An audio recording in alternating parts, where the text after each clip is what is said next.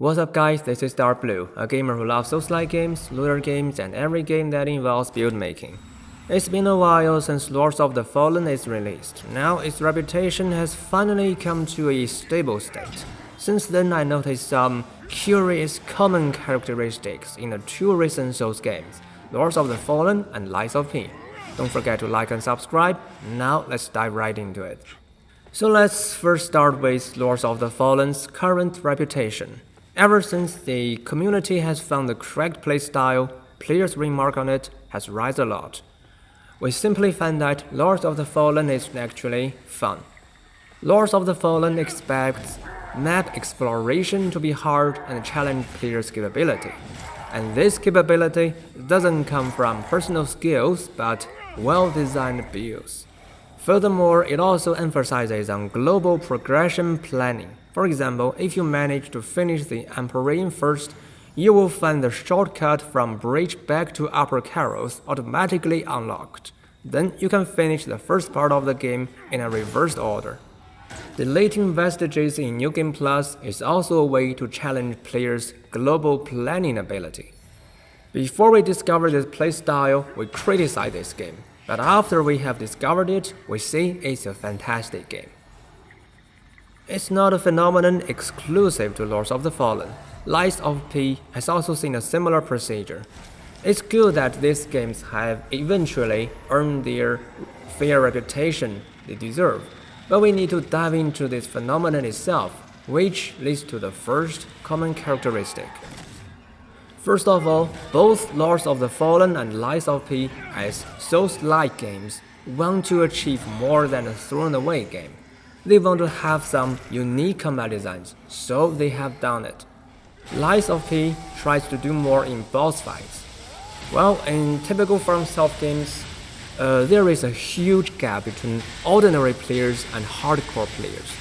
While the former still plays a sword and shield style, the latter is overwhelming bosses via their understanding of game mechanics, and Lies of P wants to take an average of the two.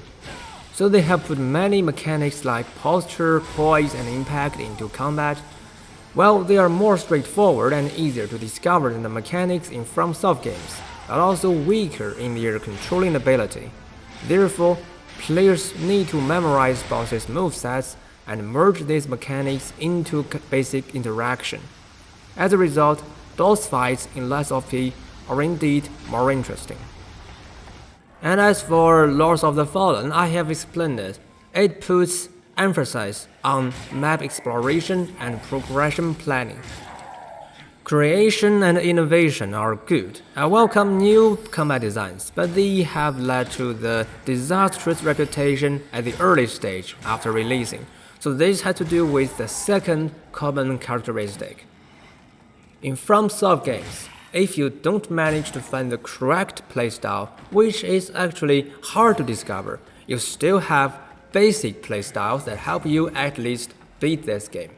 But in Lords of the Fallen and Lies of P, every style other than the official correct playstyle is wrong and ruins your game experience. For example, the correct playstyle of Bloodborne should be exploiting its breakable body parts mechanic. But without any knowledge of it, you can still beat this game and enjoy its good art and map design.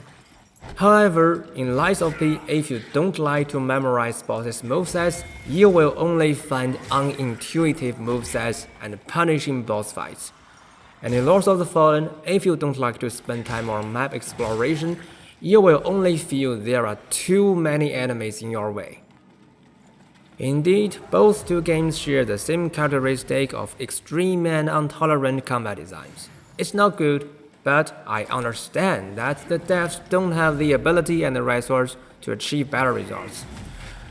However, there is a very simple way to solve the problem. You can clearly explain the expected playstyle at the end of in-game tutorial, so that players can know if they should keep playing this game. Well, they didn't really do it, which is the last common characteristic. Souls games are to a large extent puzzle games. Solving puzzles, be them map puzzles, combat puzzles, or in other forms, are an important part of game experience. But it's not a good idea to make understanding the correct playstyle itself also a puzzle. Although these games are all called Souls games, they are very different. Each Souls game has highly distinctive design decisions, and hiding them from players only makes the game inaccessible. This is not a problem solely with Souls-like games. Even FromSoft has the problem. But FromSoft has the confidence that this problem won't ruin their games. For instance, Bloodborne has so good art and map designs that these elements can attract many players, and with enough time, they will eventually discover the body part mechanic, so FromSoft doesn't have to explain the mechanic. But I don't think Lords of the Fallen and Lies of P can have such confidence. Souls players are very patient with FromSoft games, while being very impatient with Souls-like games. So devs should be more straightforward. And we should know that even FromSoft has suffered from keeping the correct playstyle secret. Elden Ring, when it's first released, has received many negative reviews over its boss design, or at least so among Chinese players. I myself was one of them. But now I understand this game wants you to analyze the ability of enemies and adjust your own ability through build design. I was just so used to the old playstyle of FromSoft games where I mainly exploit mechanics to overwhelm enemies. So it was really hard for me to change to Elden Ring style. In summary, being innovative and designing novel combat decisions is good.